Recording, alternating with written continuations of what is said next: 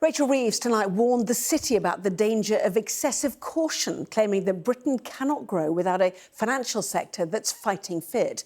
She was delivering the Chancellor's annual Mansion House address at a time when she faces intense pressure to set out how she'll fill a black hole in the public finances. And she indirectly addressed that pressure in her speech. Recently, on a visit to a primary school, a young girl said to me, "If you could have any job in the world, what would it be?" Now, given the events of the last few weeks, I suspect many of you would have sympathised if I had said anything but the Chancellor. But I didn't, because I am proud to stand here tonight and address you for a second time at Mansion House as the Chancellor of the Exchequer. Well, our data and economics editor, Ed Conway, is here with us. Everything surrounding the Chancellor drowns in speculation at the moment, doesn't it? But did we learn anything tonight? Yeah, I mean, I guess that was the elephant in the room, wasn't it? Was she going to address what happened in the Commons a couple of weeks ago? And this was her first big speech since that moment. She kind of did. She didn't really...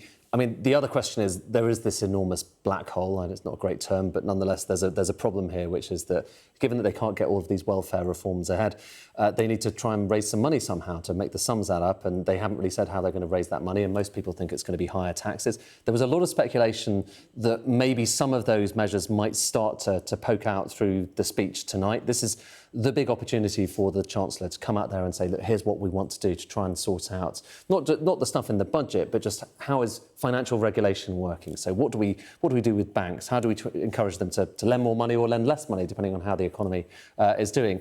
And while there was certainly some stuff on that, so the main thrust, and there's a whole litany of different little bits and pieces. The government said it's the biggest set of financial regulations reforms that they've had in a decade. I'm not entirely sure whether that's the case, given that Jeremy Hunt said basically the same thing 2 years ago. But nonetheless, there's lots of reforms.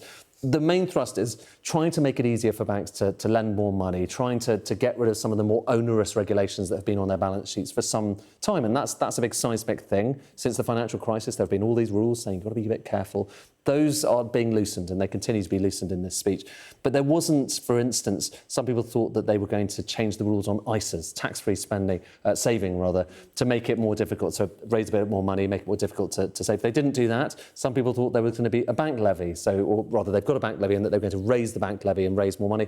They didn't do that either. And they didn't really directly address that black hole. But the Chancellor did say she was adamant she was going to keep to her fiscal rules. And what does that mean? It means there's more question marks ahead, because if she's going to keep the fiscal rules, if she's not going to change her spending plans, then lo and behold, she's going to have to raise taxes, and we still don't know what those taxes are going to be. So I think those questions in the coming weeks and months, Anna, are just going to continue to concatenate, because we don't know what taxes are going to go up, but we kind of know they are going to go up at some point.